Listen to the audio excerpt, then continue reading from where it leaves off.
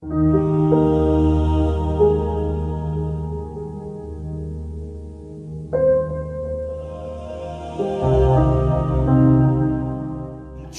eu queria que você pegasse a palavra de Deus que nós vamos meditar hoje. Está lá no livro do Êxodo, capítulo 32, versículos 7 e 14. 7 a 14. Gente, essa é a primeira leitura da liturgia de hoje. E essa liturgia, ela é atual. A palavra de Deus, ela se atualiza na nossa vida para os tempos que nós estamos vivendo. Então nós precisamos colocar essa palavra de Deus em prática. Nós precisamos viver a palavra de Deus nesse tempo de combate espiritual e também nesse tempo de decisão. Você vai entender por que decisão. Preste atenção, diz o livro do Êxodo: naqueles dias o Senhor falou a Moisés: vai, desce, pois corrompeu-se o teu povo, que tiraste da terra do Egito. Olha as primeiras palavras de Deus para Moisés. Não tem diferença do tempo que nós estamos vivendo. O povo se corrompeu. Quantas vezes nós estamos nos corrompendo pelo poder, pela ganância, a corrupção? Quantas vezes nós estamos nos corrompendo porque muitas vezes não queremos submeter à vontade de Deus e nem viver a palavra de Deus, e muitas vezes buscamos poder, muitas vezes buscamos fazer a vontade do mundo, do mal, dos desejos da carne, e não fazer a vontade de Deus. Seguindo o que o Senhor está falando a Moisés: o teu povo que tiraste do Egito se corrompeu. Versículo 8: bem depressa desviaram-se do caminho que eu lhes prescrevi. Fizeram para si um bezerro de metal fundido. Inclinaram-se em adoração diante dele e ofereceram-lhe sacrifícios, dizendo: estes são os teus deuses, Israel, que te fizeram sair do Egito. E o Senhor disse ainda a Moisés: vejo que este é um povo de cabeça dura. Povo de cabeça dura. Deixe que a minha cólera se inflame contra eles e que eu os extermine. Olha aqui, até aqui esse momento nós estamos percebendo, sentindo a palavra de Deus, a angústia de Deus. Deus que fez tudo por esse povo. Aqui o povo do Êxodo tirou o povo do Egito, trouxe a caminho. O povo está a caminho da terra prometida. O povo está caminhando. E esse tempo de 40 anos, porque esse número 40, nós vamos já meditar um pouco em cima desse número. Ele é muito expressivo. 40 anos, quaresma, quarentena, né? Moisés tinha subido ao monte, já fazia 40 dias que ele foi lá para receber a palavra de Deus, os 10 mandamentos. 40 dias também. Nós vamos compreender tudo isso nessa palavra que Deus tem para nós nessa noite. E Deus diz a Moisés: esse povo é de cabeça dura. E até quando, irmãos, nós vamos ser assim, cabeça dura? E até quando nós vamos estar irritando o Senhor com as nossas atitudes, com as nossas perversidades, com as nossas idolatrias? Talvez a gente não esteja adorando um bezerro de ouro, mas muitas vezes nós temos idolatria no nosso coração. Quantas vezes nós estamos se dobrando aos desejos da carne, aos poderes deste mundo, aos prazeres deste mundo? Quantas vezes a gente coloca os nossos prazeres nas coisas mundanas? Isso se torna idolatria. Porque a idolatria é tudo aquilo que eu tiro Deus do centro. Quando eu tiro Deus do centro da minha vida e coloco qualquer coisa, pessoas, objeto, dinheiro, posição, tudo que eu coloco acima de Deus ou no lugar de Deus é idolatria. Porque o primeiro lugar, o centro da nossa vida pertence a Deus. O centro da nossa vida pertence ao Senhor. Ele é o centro. Então quando nós tiramos Deus do centro, isso aqui acontece. Nós se perdemos. Nós nos perdemos. O povo se perdeu. Apenas 40 dias que Moisés estava sem estar na presença do povo, subiu para o monte fugiu agora o nome do monte, Horebe. Quando Moisés subiu para rezar, o povo se perdeu, o povo ficou entediado e começou a murmurar. Quantas vezes a gente fica murmurando, quantas vezes a gente fica praguejando, quantas vezes a gente fica se maldizendo. Por isso, nós precisamos hoje arrancar todas as idolatrias do nosso coração, daquilo ainda que nos tira da graça de Deus, porque a idolatria nos tira da presença de Deus. Perceba, o povo não estava percebendo os milagres de Deus, e embora esse povo contemplou prodígios, viu o mar se abriu, viu as 10 pragas do Egito, viu raios, trovões caindo do céu em defesa do povo, milagres e prodígio, mas no momento que o povo sai da presença de Deus, cai na idolatria, e o povo diz que está com saudade das cebolas do Egito. Deixa de adorar o verdadeiro Deus para ir buscar as cebolas, se lembrar das cebolas que comiam lá no Egito, mas não se lembravam que aquelas cebolas, que aquela comida lá do Egito trazia a escravidão para a vida deles. E Deus deu a liberdade, como nós estamos vivendo hoje, e o povo volta as costas para Deus. Olha o que é que a idolatria causa na nossa vida. É preciso hoje nós estarmos com o coração voltado para Deus. O que nós estamos vivendo hoje na humanidade é fruto também de uma idolatria. A humanidade parou, um vírus invisível e ninguém vê, mas parou a humanidade. Algo tão pequeno que só se vê a microscópio, parou a humanidade, porque o povo se distanciou de Deus, o povo se afastou de Deus. Nós, o povo, quando eu falo, é eu e você. Nós precisamos voltar a nossa face para Deus. É preciso voltar a ter uma vida de colocar Deus no centro da sua vida. É preciso, porque se nós não colocarmos Deus no centro da nossa vida, veja que eu parei aqui, Deus dizendo que ia destruir, Deus dizendo: eu vou destruir esse povo. Como é que pode? Eu faço tudo por eles, e eles colocam outros deuses, outros senhores na sua vida. A humanidade se perdeu, a humanidade cada vez mais se distancia da graça e da misericórdia e do amor de Deus. Isso que aconteceu é para nos acordar. Ainda é tempo de suplicar a misericórdia de Deus. Ainda é tempo de recorrer.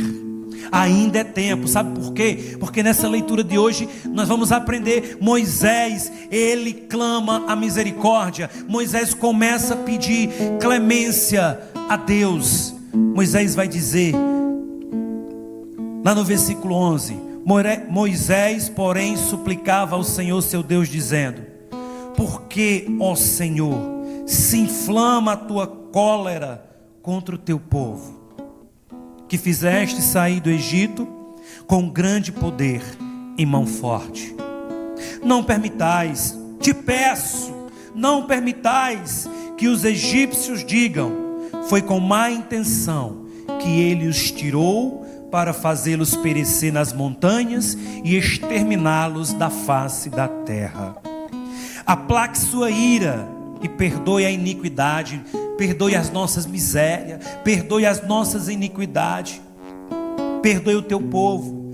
Lembra-te dos teus servos Abraão, Isaque e Jacó, com os quais tu comprometestes por juramento, dizendo: tornarei os vossos descendentes tão numerosos como as estrelas do céu, e toda esta terra de que vos falei eu darei aos vossos descendentes como herança para sempre. Preste atenção nesse versículo 14 que diz assim: e o Senhor desistiu do mal que havia ameaçado fazer. Amém, glória a Deus. Olha o poder da intercessão, minha gente. Olha o poder da oração. Deus não é um Deus castigador. O nosso Deus não é um Deus destruidor, não. O nosso Deus é um Deus que quer nos ensinar que a vida de oração, ela nos salva. Quando nós colocamos Deus no centro da nossa vida, tudo na nossa vida se transforma, tudo na nossa vida passa a dar certo. Mas quando a gente tira Deus, quando a gente começa a colocar as coisas mundanas, as coisas deste mundo, o paganismo, aí tudo começa a dar errado. Porque o povo se desvia, porque a gente se desvia. A idolatria nos cega, a idolatria nos faz perder o caminho da santidade. É isso que nós precisamos nessa noite, nesse grupo de oração online. Nesse grupo de oração, o que eu e você precisamos nessa noite é voltar a colocar Deus no centro da vida. Você precisa colocar Deus no centro da sua vida. Essa palavra é muito forte. Essa palavra, ela vem sobre nós para que nós possamos refletir nesse tempo de quarentena. Nós precisamos refletir. Eu queria que você pegasse o salmo também da liturgia de hoje, o Salmo 105, que diz assim: lembrai-vos de nós, ó Senhor, segundo o amor para com o vosso povo. Vamos pedir juntos, diga: lembrai-vos de nós, Senhor, ó Senhor, segundo o amor para com o vosso povo. Lembrai-vos de nós, ó Senhor. Presta atenção, versículo 1. Construíram um bezerro no Horebe e adoraram uma estátua de metal.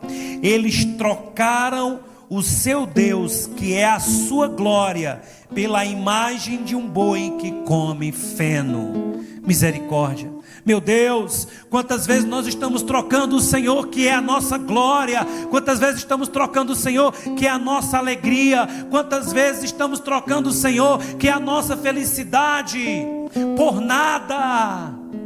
Por nada. O que a palavra quer dizer, meu Deus, que nós possamos abrir o nosso coração. O povo trocou Deus por um bezerro de metal, que não fala, que não faz nada, e mesmo que falasse, comeria capim. Nós vamos deixar a glória de um Deus todo-poderoso, de um Deus que faz prodígios e milagres, de um Deus que transforma a nossa vida, para adorar bezerros, para adorar coisas, bens, pessoas.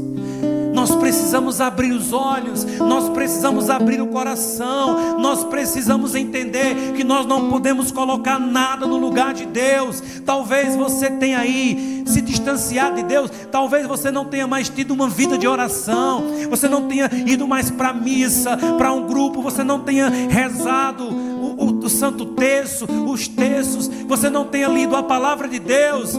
Talvez você estava assim, e tudo isso aconteceu para Deus dizer assim: volta para mim, meu povo, vocês são meus.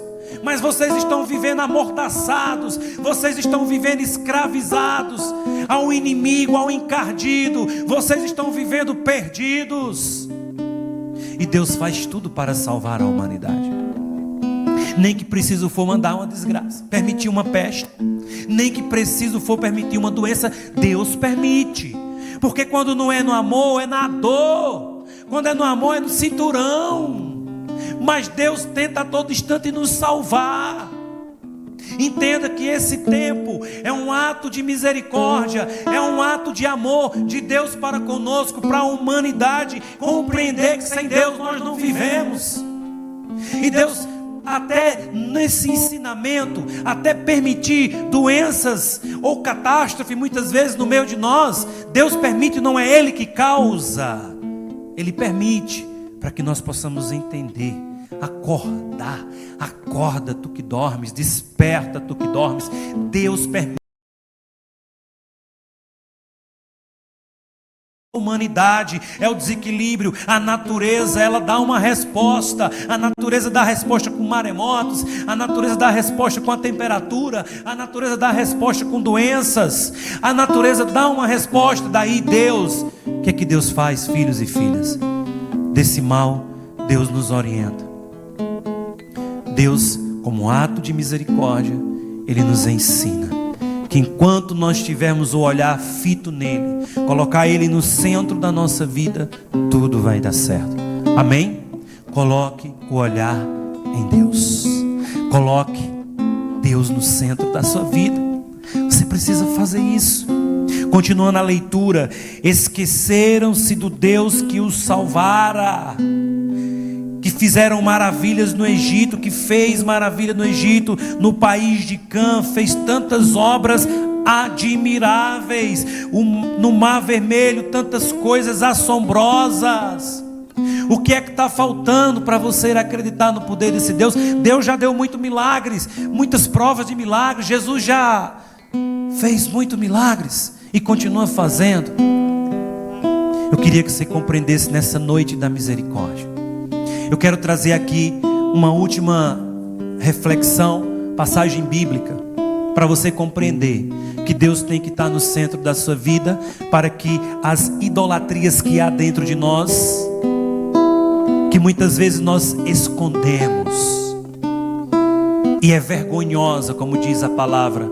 Tem coisas que nós escondemos que é vergonhosa diante de Deus. É preciso arrancar todas essas idolatrias interiores, talvez muitas vezes mergulhados nos desejos profanos deste mundo, no álcool, nas drogas. Quantas vezes você coloca o álcool como o Senhor da sua vida? Quantas vezes você coloca as drogas como o Senhor da sua vida? Quantas vezes você coloca os desejos, desequilíbrios da sexualidade como o Senhor da sua vida? E isso vai matando, isso vai escravizando. Mas nós não estamos só. A palavra de Deus é essa bússola que nos orienta, que nos transforma, que nos liberta, que faz nova todas as coisas.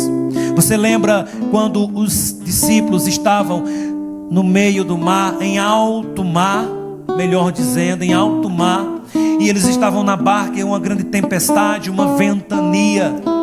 A água entrava na barca, eles estavam só. Jesus tinha mandado eles irem à frente, e eles estavam sozinhos. De repente começaram a se desesperar, porque quando a dificuldade bate, quando a tribulação vem, quando a perseguição vem, quando a doença vem, a gente se desespera, a gente entra em pânico.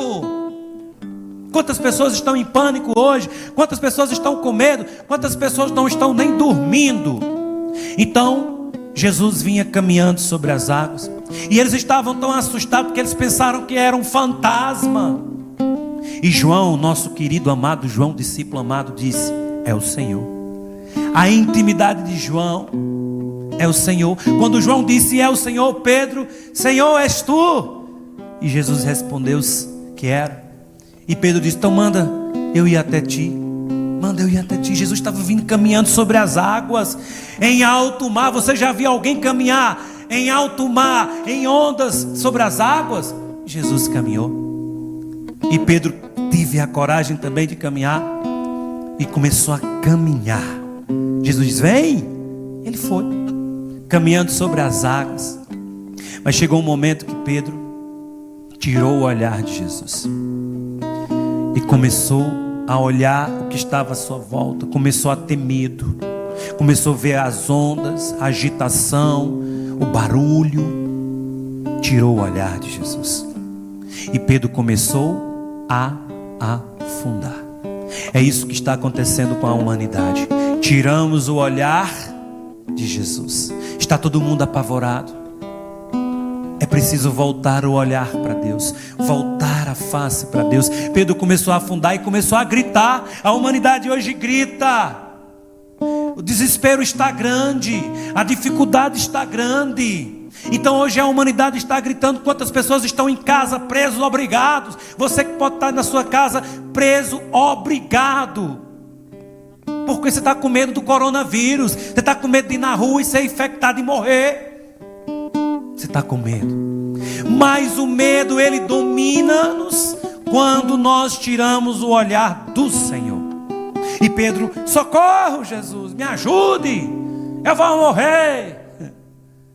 Jesus se aproxima, segura nas mãos de Pedro e levanta.